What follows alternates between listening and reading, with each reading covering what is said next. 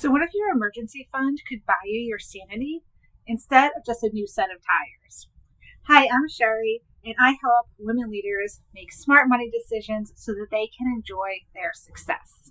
By the end of this video, you'll have the exact thought process that I walk through with my clients to build an emergency fund that actually protects your peace of mind.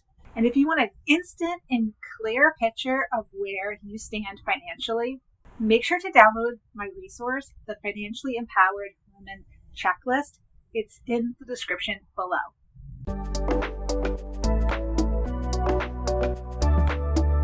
So here is why this topic matters so much. 2 in 5 Americans don't have an emergency fund at all, and nearly half of women don't have one. And the women that do, they have a much lower balance compared to men, at about $6,500 compared to $11,000 for men.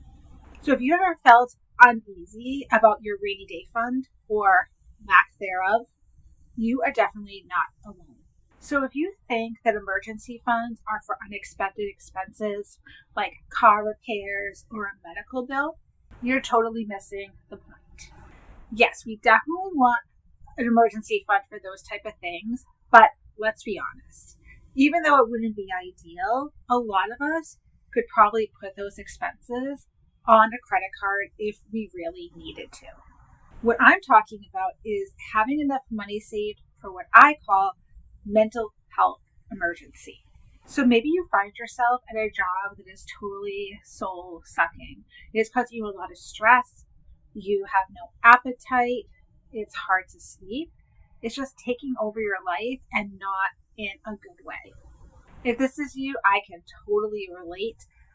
I had a job once where I would feel physically ill going into work each day because I never knew the mood that a coworker who was senior to me was going to be in. If it was a good day or a good mood, it was a good day.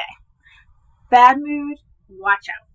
This person had a way of making you feel so bad about yourself. And this didn't just happen to me, but many people on the team as well also had the same experience. So how would it feel to actually go in and give your notice and be able to spend some time to find a job that you are truly happy to go into every day? Believe me, they do exist. Or how about if you're in a relationship with someone that has started to go down a dark path, but you live with them and you can't afford to move out on your own?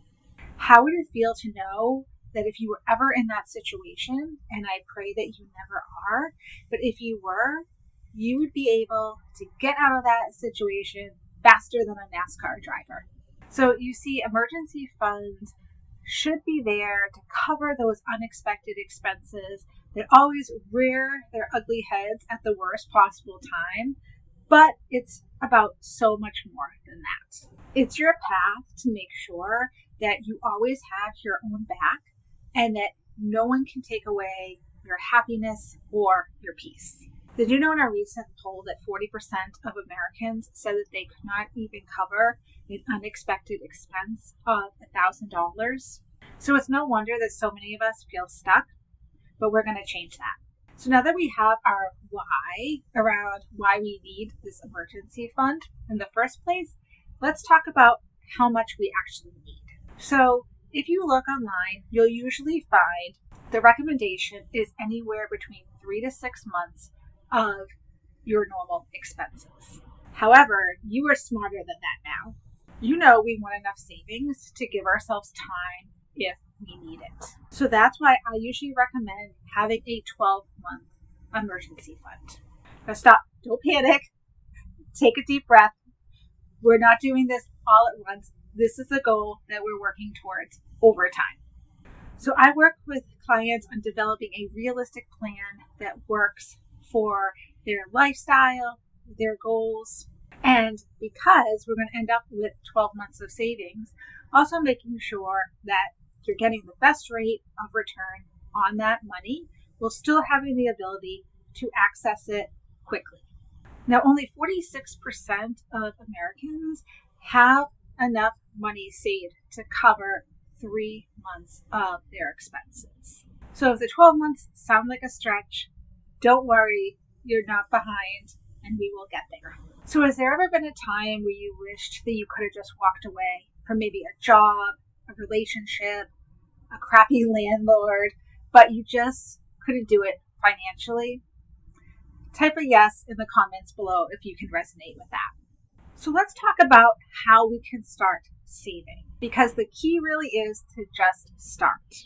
It doesn't matter how big or small, you just want to get that momentum going. So first you want to make sure that you're factoring in your savings goal into your budget. And if you're unsure how to make a budget, make sure to check out my video linked above. And then you also want to set up automatic transactions so that you don't even have to think about it. So say, for example, you want to save $400 a month and you get paid twice a month. You're going to have $200 from your paycheck directly deposited into your savings account. That way, you don't have to think about it and it automatically gets done for you. Also, anything extra should go into your savings account. So maybe you get a bonus at work, or a refund from something that you bought, or your tax returns come in. Anything outside of your normal monthly income that you budget for should go into your savings. And are you ready to get a clear picture on your whole financial life? Grab my free Financially Empowered Women checklist.